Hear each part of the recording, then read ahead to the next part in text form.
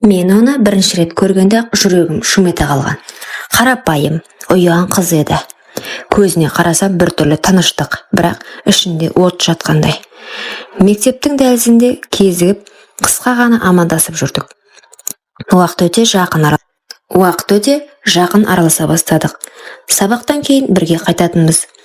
Қасында жүрсем, күннің қалай батқанын да білмейтін.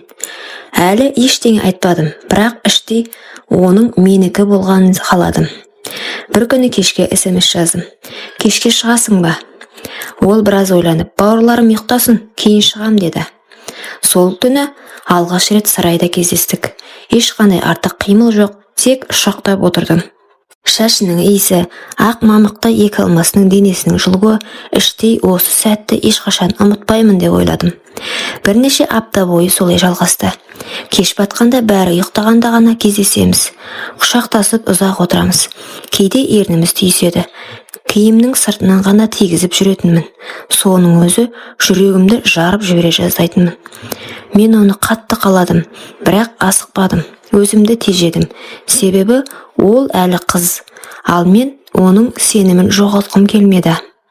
Бірақ бір нәрсе анық еді. Менің өмірімде ондай сезімді ешкім сыйлаған жоқ. Күндердің бірінде ол маған өзі жазды. Кешке боссың ба деді. Жүрегім зу ете түсті. Иә деп бірден жауап бердім. Түнде ауыл тынышталып, бәрі ұйықтаған кезде ол баяғыдай сарайға келді. Бұл жолы бәрі басқаша болды. Ол бұрынғыдай қысылып отырмады. Қасына отырдым, қолын ұстадым. Үндемей ұзақ отырдық. Бір сәт оның көзіне қарасам, ішінде бір шешім бардай көрінді. Сен дайынсың ба деп сұрадым. Ол қысқа ғана иә деді. Көрпені жерге төсеп, оны жайлап жатқыздым. Әуелі еріннен, кейін мойнынан, мамықта екі омырауынан құшарлана сүйдім. Қолым оның арқасын, белін сипады. Ол дірілдеп терең тыныстай бастады. Бір сәтте денемді тежегіш жойылғандай болды.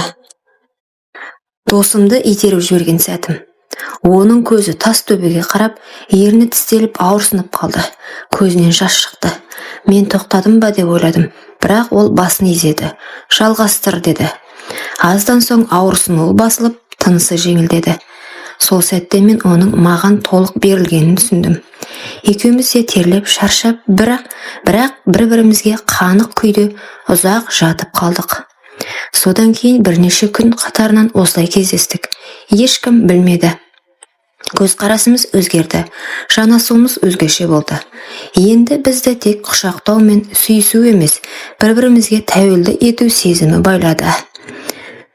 Мен ішімнен осы қызға үйленемін деп ант бердім. Бірақ өмірдің бізге қандай сынақ дайындап қойғанын әлі де білмеген екенмін. Онымен өткен күндер өмірімнің ең тәтті шағы болды. Әр кездескеніміз бір мереке, әр жанасу жаңа бір әлем еді. Біз сақтанып жүрдік, бірақ сезімге шектеу қою мүмкін емес еді. Бірде екеуміз ауыл сыртындағы шеткі қырда отырдық. Күн қызарып батып бара жатыр. Ол маған қарап, болашағымыз қандай болады екен деді. Мен ойланбай, мен саған үйленемін, ешкім сені менен тартып ала алмайды дедім. Сол сөзіме өзімде сенімдедім. Бірақ тағдыр басқа сценарий дайындапты. Күзге қарай ауылға жаңа қыз келді. Бір тойда танысып қалдық. Әуелі оған аса мән бермедім. Бірақ бір-екі рет бірге отырған соң ол өзі маған тиісіп жақындай бастады. Өзімде байқамай оңбай қателестім. Сол түні бірнеше рет тағы да бір қызды бүлдірдім. Көп ұзамай сол қыздың екі қабат екенін естідім. Басымды алып қашпай мойындауға тура келді. Оның ағалары үйленесің деп келді. Сол түні мен өзімді жек көрдім. Өйткені менің уәдем, менің сенімім бәрі аяқ асты болды. Ең ауыр сәт оған айту еді. Кездескенімде көзіме тура қарамады. Рас па бұл деді. Мен үнсіз басымды изедім. Ол бір сөз айтпастан бұрылып кетті. Сол кеткеннен ұзақ уақыт көрмедім. Көңілім құлазып, өзімді бос сезіндім. Ал үйлену тойы бөтен қызбен өтті. Бірақ жүрегім басқа жерде еді. Үйленгеннен соң да түнде оның көз жасы, жанарындағы реніш мені ұйықтатпады. Мен түсіндім. Кей қателіктің жазасы өмір бойы ұмытылмайды. Менің үйленгеніме де жарты жыл болған. Бірақ ішкі түкпірінде бір бос орын тұрды. Көптеннің басы еді. Ауыл ортасындағы дүкенге кірсем, сол жерде тұр екен. Шашы бұрынғыдан да ұзын, бірақ біртүрлі көзі мұңлы, бірақ жылы. Мені көргенде аз ғана кідірді. Сәлем дедім. Сәлем деді ол, тағы да, бірақ даусы салқын. Біз ұзақ сөйлеспедік, бірақ оның жанарынан бәрін түсіндім. Ол мені кешірмеген, бірақ ұмытпаған да. Кешке дейін ойым бөлініп үйге келсем де, көз алдымнан оның бейнесі кетпеді. Жанымда заңды әйелім болса да, жүрегім әлдеқашан басқа біреуді таңдап қойған еді. Кейін білдім, ол колледжге түсіпті. Бір-екі рет ауылға келгенде жолымыз тыйылысты. Әр кездескен сайын арадағы үнсіздік бәрінен көп нәрсе айтатын. Бір күні ол маған өзі жазды. Ертең кешке уақыт бар ма? Соңғы рет кездесейікші деді. Сол сәттен бастап менің ішімде әлдеқандай үміт оянды. Өткен қателігімді түзете алам ба, жоқ па білмедім, бірақ бір нәрсені анық сездім. Оны қайтадан қасымда көргім келді.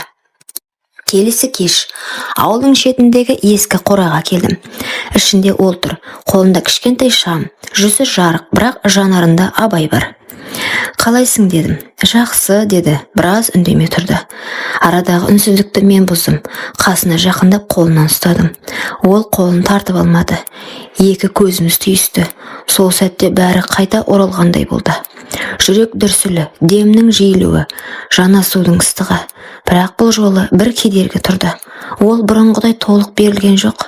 Құшақтасып сүйістік, бірақ екеумізде іштей бір нәрсенің жетпей тұрғанын сездік.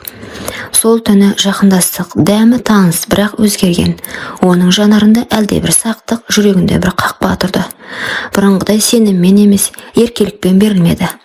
Төсекте жатып, мен оның иығын сипадым. Ол көзін жұмды, бірақ жымиған жоқ. Ішімнен түсіндім.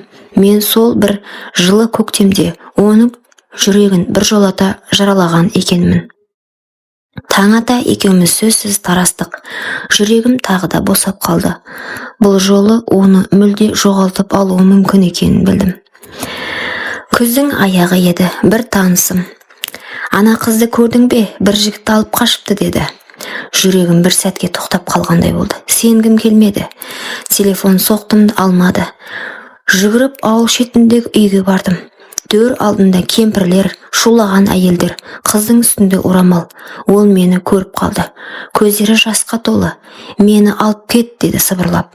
Бірақ менің қолым байлаулы еді. Отбасым бар ғой. Көп адам, туыстары, салт дәстүрдің қысымы дегендей. Кетсең бақытты болмайсың қарағым, деді бір әйел төрде жатып. Мен ішімнен ол онсыз да бақытсыз деп ойладым, бірақ ол орнынан тұрмады. Менің көзіме ұзақ қарады да басын төмен салды. Сол сәтте мен оның таңдау жасағанын түсіндім. Түнде той басталар алдында маған хат келді.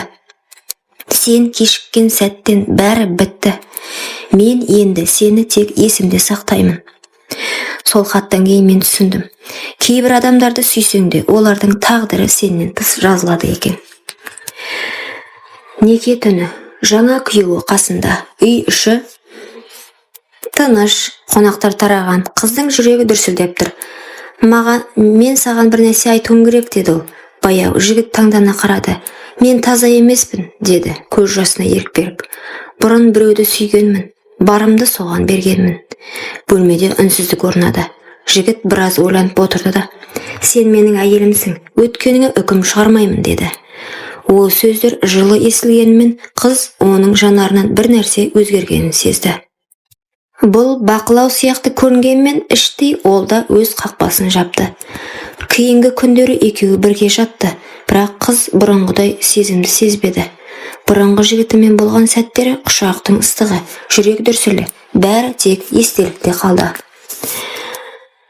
Ол түнде көзін жұмғанда да басқа бір есім мен басқа бір бейне ойына келетін. Бірақ өмір алға жылжиды, ал өткен тәтті әрі ащы жара болып қала береді екен. Құрметті оқырман, өмірден алынған сабақ болар оқиғаларды тыңдағыңыз келсе, менің арнама тіркеліп, лайк, комментарий жазып қолдап кетіңіздер. Келесі кездескенше.